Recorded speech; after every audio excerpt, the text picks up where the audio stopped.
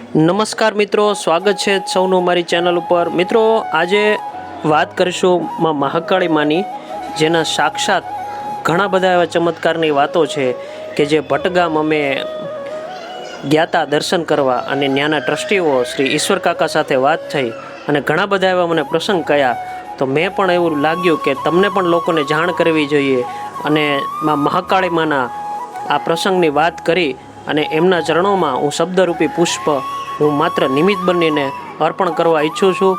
તો ચાલો કરીએ વાતો શ્રી માં મહાકાળી માની ચમત્કારિક વાતો। તો મિત્રો વાત એ છે કે 2001માં કે જ્યારે મંદિર જે જૂનું હતું એને તોડી અને બાંધવાનો નવો સંકલ્પ કર્યો હતો અને ત્યારે નવા ટ્રસ્ટની પણ શરૂઆત થઈ હતી। મિત્રો ટ્રસ્ટ પાસે છે ને એક પણ રૂપિયો નહોતો।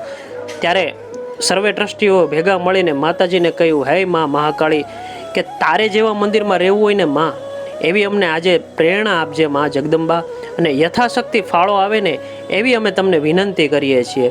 તમે માનો કે નહીં માનો, આ મંદિર બનાવવા માટે એક એવા વ્યક્તિની પસંદગી કરવામાં આવી જે આ મંદિર વિશે કંઈ જાણતા જ ન હતા, અને એક વ્યક્તિ હતા પેન્ટર હતા અને એનું નામ છે ચંદુભાઈ, કે તેમને પહેલું વહેલું આવડું મોટું ભવ્ય મંદિર બનાવવા માટેનું કામ હાથ ઉપર લીધું। મિત્રો ચંદુભાઈ પણ ગભરાતા હતા, કારણ કે આવડું મોટું મંદિર કે ક્યારેય પણ બનાવ્યું નહોતું, પણ ટ્રસ્ટીઓએ કહ્યું કે ચંદુભાઈ તમે ગભરાવમાં માં મહાકાળીના ચરણોમાં જાઓ અને પ્રાર્થના કરો કે હે માં, તારે જેવા મંદિરમાં રહેવું હોય ને એવું હું મંદિર બનાવી આપીશ, પણ માં જગદંબા પ્રેરણા તમારે કરવાની છે। તો ચંદુભાઈએ માતાજીને વિનંતી કરી અને મહેનત ચાલુ કરી। મિત્રો 30 મહિના સુધી મહેનત કરી અને તમે ભટગામમાં જઈને જોઈ આવજો, ભવ્ય મંદિરનું નિર્માણ કર્યું હતું। નિમિત્ત બનાવ્યા છે ચંદુભાઈને, અને સાક્ષાતમાં મહાકાળીમાની પ્રેરણાથી આજે મંદિર અહીંયા અડીખમ ઊભું છે। અને મિત્રો જે ટ્રસ્ટ પાસે એક પણ રૂપિયો નહોતો, જે 30 મહિનામાં મંદિર તૈયાર થઈ ગયું અને 30 લાખ રૂપિયાનો ખર્ચો કર્યો હતો। મિત્રો તમામ પૈસા મંદિર બનાવનાર એક વ્યક્તિને મળી ચૂક્યા હતા, અને છેલ્લે એક પણ રૂપિયો નહોતો તો પણ બેલેન્સ વધ્યું। અને માતાજીની જ્યારે સાલગીરી હતી ત્યારે 3 દિવસ સુધી ગામમાં કોઈના ઘરમાં ચૂલો સળગાવ્યો નહોતો। સવારની ચા, બપોરનું જમણવાર, રાતનું જમણવાર અને છેલ્લે દિવસે 10,000 માણસોનો મોહનથાળ બનાવી અને ભવ્ય બહુ ઉજવણી કરવામાં હતી। આટલો પ્રતાપ છે માં મહાકાળીનો। વિચાર તો કરો, એક રૂપિયો ન હતો, ટ્રસ્ટનો એક રૂપિયો નહોતો, મંદિર કઈ રીતના બનાવવો કોઈની પાસે નકશો કે પ્લાન ન હતો, અને માત્ર ને માત્ર માં મહાકાળીમાની ઈચ્છાથી, જેને કોઈને ખબર નહોતી આવું ભવ્ય મંદિર બનશે, પણ માં મહાકાળીમાના આશીર્વાદથી સૌના કામ પૂરા થઈ ગયા। મિત્રો 3 દિવસ સુધી ડાયરાનો પણ ભવ્ય પ્રોગ્રામ રાખેલો હતો। સવારથી સાંજ સુધી 3 દિવસ સુધી ડાયરો ચાલ્યો હતો। લોકો ખૂબ જ આનંદ ઉત્સવથી કર્યો અને બહુ માં મહાકાળીમાનો પ્રતાપ છે। મિત્રો બીજી એક વાત કરી કે મંદિર ફરી પાછા મંદિર બની ગયું અને 10 વર્ષ પૂરા થઈ ગયા અને કલર કામ કરવાની લોકોને ઈચ્છા થઈ કે ચાલો મંદિરને સરસ મજાનો કલર કામ કરીએ। મિત્રો મંદિરના ટ્રસ્ટ પાસે માત્ર 2.5 લાખ રૂપિયા હતા, માત્ર 2.5 લાખ રૂપિયા જ હતા, અને બધા ફરી પાછા ટ્રસ્ટીઓ ભેગા થઈ અને માં મહાકાળી માના ચરણે ગયા અને કીધું, હે માં, તારા મંદિરને અમે કલર કામ કરવા માગીએ છીએ, તું જ અમને પ્રેરણા આપજે અને તું જ આગળથી આ બધું કામ તારે જ માં જગદંબા પાર કરવાનું છે। મિત્રો તમે માનશો નહીં, વિદેશથી અને બધેથી સહાય આવવા માંડી। એમાંનો એક કિસ્સો છે, એક બેન જે હતા વિદેશથી, એ બારડોલી આવ્યા અને ઈશ્વર કાકાને ફોન કર્યો કે હે ઈશ્વરભાઈ, અત્યારે શું ચાલી રહ્યું છે? ઈશ્વર કાકા કીધું કે ભાઈ કંઈ નહીં, અત્યારે મંદિરમાં માં મહાકાળીનું છે ને તેનું કલર કામ ચાલી રહ્યું છે।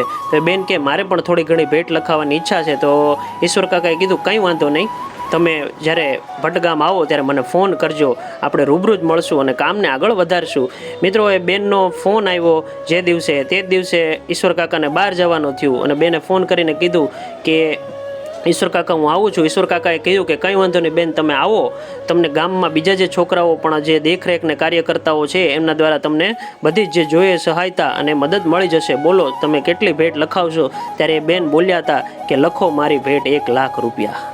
મિત્રો વિચાર કરો, નહીં કોઈ કોન્ટેક, નહીં કાંઈ, ક્યાં વિદેશ, ક્યાં બારડોલી, ક્યાં ભટગામ, પણ માં મહાકાળી માની પ્રેરણાથી ફરી પાછું કલરનું કામ પણ સંપૂર્ણ થઈ ગયું અને બધું જ કામ પૂરું થવા છતાં બધો ખર્ચ બાદ કરતાં પણ 2.5 લાખ રૂપિયા વધ્યા। આ છે માં મહાકાળી માનો પ્રતાપ। બીજી એક વાત કરું છે, જેના ઘરમાં કોઈ સંતાનો કે દીકરા ન થતા હોય ને, તો અહીંયા સોપારી ચોંટાડવાની વિધિ આજે પણ ચાલુ છે, દર રવિવાર, મંગળવાર અને ગુરુવાર। મિત્રો ડૉક્ટરો એવું કહેવાનું છે કે સ્ત્રી અને પુરુષનું મિલન થાય ત્યારે એક નવજાત શિશુનું નિર્માણ થાય છે. વકીલો પણ ભણેલા હોય, એ કાયદામાં એટલા બધા ઘડાયેલા હોય કે આમ ઘણીવાર ઓછી શ્રદ્ધા ધરાવતા હોય, તો મા મહાકાળી માના પ્રતાપથી આજે ડૉક્ટરો અને વકીલોના ઘરે પણ પારણા બંધાય છે. અને મોંમાં આંગળા નાખી ગયેલા એ લોકો કહે છે કે સાક્ષાત જો કોઈ કળિયુગમાં હાજર હોય ને તો ભટગામના મા મહાકાળીમાં. મિત્રો, આવી તો બીજી એક પણ વાત છે. એની એક વાત કરું તો એક ભાઈ એકવાર હતા કોસંબાના, એ નોકરી કરતા હતા. નોકરી કરતાં કરતાં એમણે એના દીકરાને ભણાવ્યો. એના વહુને અને એના દીકરાના ઘરનાને બંનેને વિદેશ મોકલ્યા, કેનેડા મોકલી આપ્યા. નોકરીનું નક્કી હતું, પણ સંજોગો અનુસાર કંઈક વિકટ આવી ગયું, બાધા આવી ગઈ અને એમને નોકરી મળી નહીં. તો કેનેડાથી પેલા ભાઈનો ઈશ્વર કાકા ઉપર ફોન આવ્યો કે કાકા, અમે અહીંયા આવી તો ગયા છીએ, પણ હવે અહીંયા અમારે ખાવાના ફાફા છે અને નોકરી પણ નથી મળતી, તમે કંઈક કરો. ત્યારે ઈશ્વર કાકા કહે છે કે હું તો કાંઈ ન કરી શકું, હું તો માત્ર એક મંદિરનો ટ્રસ્ટી છું, પણ મહાકાળી માના પૂજારી છે ને એને જઈને કાલે સવારે હું વાત કરીશ. બીજા દિવસ સવારે ઉગ્યો, ઈશ્વર કાકા હતા એ મંદિરના પૂજારી પાસે ગયા અને કહ્યું. ત્યારે ઈશ્વર કાકાએ જે વાત કરી એમ પૂજારીજી કહે છે કે તમે જાઓ અને પેલા ભાઈને કહો કે મહાકાળી માની પુસ્તક જે છે એમાંથી મહાકાળી માની 52 વાંચવાનું ચાલુ કરી દેશે. મિત્રો, બીજા દિવસથી એ મહાકાળી માની 52 વાંચવાની ચાલુ કર્યું અને 6 દિવસમાં એ ભાઈને નોકરી મળી ગઈ. એ ભાઈને તો મળી, પણ એની પત્નીને પણ નોકરી મળી ગઈ. ત્યારે એ લોકોને મહાકાળી માનો ખૂબ જ આભાર માન્યો અને જ્યારે એ વિદેશથી ભારત આવ્યા ત્યારે ભટગામ આવી અને મહાકાળી માના ચરણોમાં પોંક મૂકીને આંખમાંથી હર્ષના આંસુથી ઢળી પડ્યા અને કહ્યા કે મહાકાળી, તમારા હિસાબે આજે અમે ખૂબ જ ખુશ છીએ. દર વર્ષે એકવાર આખા ગામમાં સમૂહ ભોજન થાય છે અને ગામમાં આખા લોકો ફાળો ભેગા કરી અને નક્કી કરેલ રકમ પ્રમાણે સવારથી સાંજ સુધી નવચંડી યજ્ઞ થાય છે અને સાંજે 5 વાગે નવચંડી યજ્ઞ પૂરા થયા પછી સાંજે 5 વાગી જાય એટલે માતાજીનો રથ કાઢવામાં આવશે અને એ રથ જ્યાં માતાજી ભદવાથી અહીંયા આવેલા હતા ત્યાં આગળ દરિયામાં મૂકવામાં જવો પડે છે. એટલે કે ગામની જે જાહોજલાલી છે એ રોગચાળો બધો જ મહાકાળીમાં એનાથી રક્ષા કરે છે.